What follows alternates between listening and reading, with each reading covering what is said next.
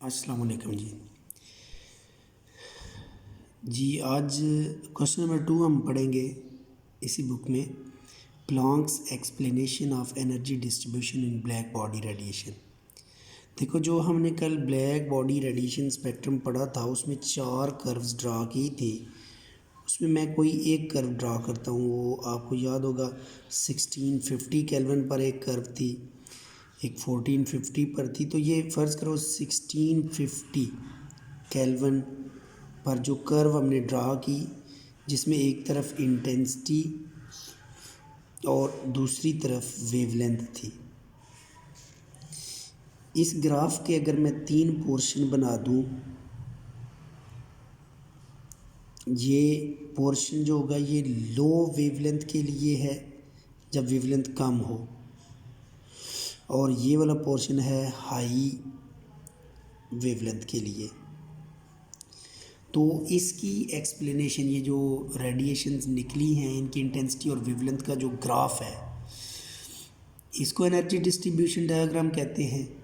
इस ग्राफ की एक्सप्लेनेशन हम प्लैंक्स की मदद से समझेंगे। उसमें जो सबसे पहली बेसिक चीज़ बताई थी वो बताई थी वेन्स ने। जो कल हमने वेन्स का फार्मूला पढ़ा था, तो मैं उसको भी दोबारा इसमें हम बल्कि लिखेंगे, पेपर में भी आएगा कि वेन्स एक्सप्लेनेशन क्या थी।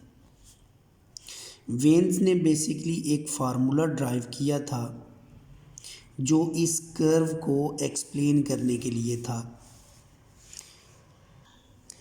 फार्मूला ये था, spectral radiancy in terms of lambda will be equal to C1 over lambda power 5 e power C2 over lambda KT। इसमें लैम्डा तो वेवलेंथ हो गई जो लाइट निकलती है उसकी, T टेम्परेचर है, और स्पेक्ट्रल रेडियंसी के लिए है C1 और C2 इसमें कांस्टेंट है। तो ये फार्मूला फेल हो जाता था ग्राफ में हाई वेवलेंथ के लिए, जबकि लो वेवलेंथ के लिए ये वैलिड था और बिल्कुल सही रिज़ल्ट देता था। तो फिर ये कंप्लीट एक्सप्लेनेशन नहीं थी इसकी, पार्शली एक्सप्लेन किया था इसने। तो हम ये लिखेंगे कि ये फार्मूला एप्लीकेबल है लो वेवलेंथ के लिए, applicable for low wavelength, but fails for high wavelength. यानी आप अगर इस ग्राफ में ये जो स्पेक्ट्रल रेडियंसी का फार्मूला है, इस फार्मूले की मदद से ऊपर वाली कर्व ड्रा करना चाहो, देखो ये इंटेंसिटी या स्पेक्ट्रल रेडियंसी, यहाँ पर आप स्पेक्ट्रल रेडियंसी भी लिख सकते हैं। तो ये जो स्पेक्ट्रल रेडियंसी और वेवलेंथ जो इस मौजूद हैं फार्मूले में, इनकी वैल्यूज़ पुट करके ग्राफ ड्रा किया जाए तो वो ग्राफ सिर्फ यहाँ तक बनता है, इससे आगे नहीं बनता, पीक तक जाता है। जो भी वैल्यू आप लैम्डा की रखें उसके कोरस्पॉन्डिंग एक स्पेक्ट्रल रेडियंसी या इंटेंसिटी का आंसर आएगा, तो उसके लिए ग्राफ यहाँ तक जाएगा, आगे नहीं बनेगा। इसलिए हम कहेंगे कि ये फार्मूला एक्सप्लेन करता है स्पेक्ट्रल रेडियंसी कर्व को लो टेम्परेचर के लिए। इस फार्मूले में C1 और C2 कांस्टेंट है। उसके बाद रिले जीन्स, ये दो साइंटिस्ट थे, रिले और जीन्स, उन्होंने भी एक फार्मूला दिया explanation of black body radiation spectrum, और वो फार्मूला था spectral radiancy in terms of lambda will be equal to 2 pi CKT over lambda power 4। ये वाला जो फार्मूला था ये सिर्फ हाई वेवलेंथ के लिए एप्लीकेबल था, लो के लिए एप्लीकेबल नहीं था। तो इसमें भी खामी मौजूद थी, applicable for high wavelength but fails for low wavelength.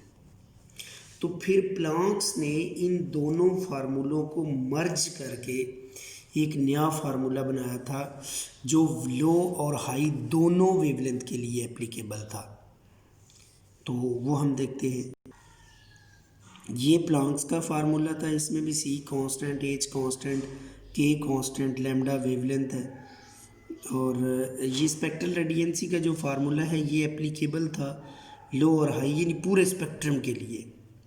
तो फिर ये ज़्यादा ऑथेंटिक फार्मूला था, applicable for low and high wavelength. अच्छा, हमने ये तीनों फार्मूले डायरेक्ट लिखे हैं, इनको ड्राइव नहीं किया। आपने ये डायरेक्ट ही लिखने हैं, इनको ड्राइव नहीं करना, और ये नहीं रट्टे से याद करके लिखने हैं, क्योंकि डेरिवेशन तो हमने की नहीं है।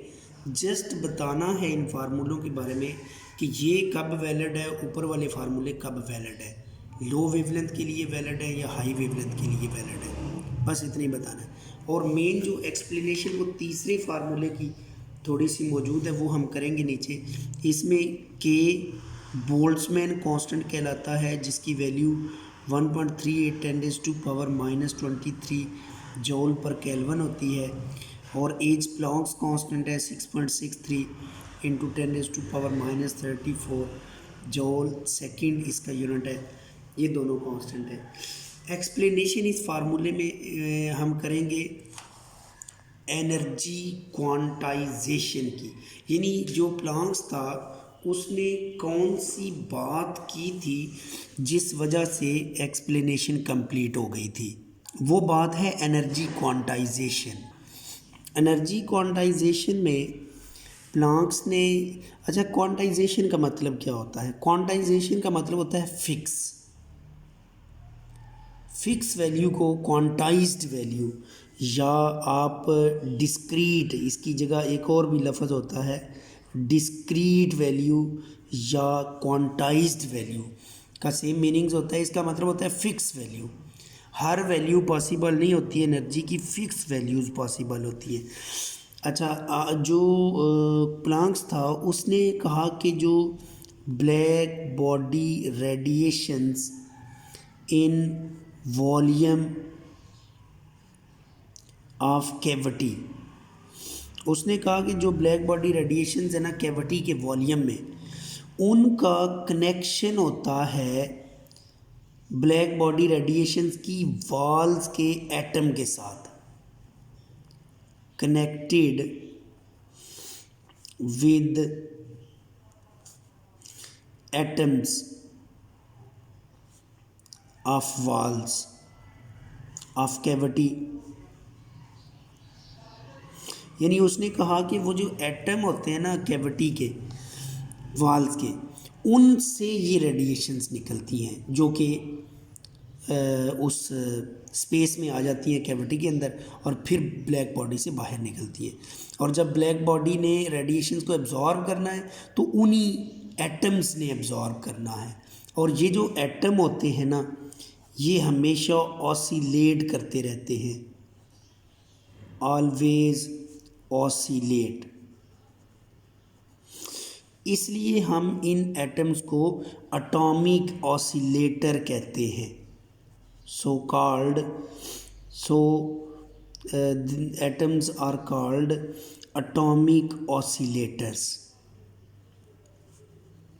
तो प्लैंक्स की एक्सप्लेनेशन सारी की सारी इसी बात पर थी कि जो कैविटी के एटम्स हैं वो एटॉमिक ऑसिलेटर्स हैं, वही एनर्जी एब्जॉर्ब करते हैं, वही एनर्जी एमिट करते हैं, लेकिन वो हर वैल्यू की एनर्जी एब्जॉर्ब या एमिट नहीं करते, बल्कि वो फिक्स वैल्यू की एनर्जी एब्जॉर्ब या एमिट करेंगे। ये जो एटॉमिक ऑसिलेटर हैं, एटॉमिक ऑसिलेटर एमिट फिक्स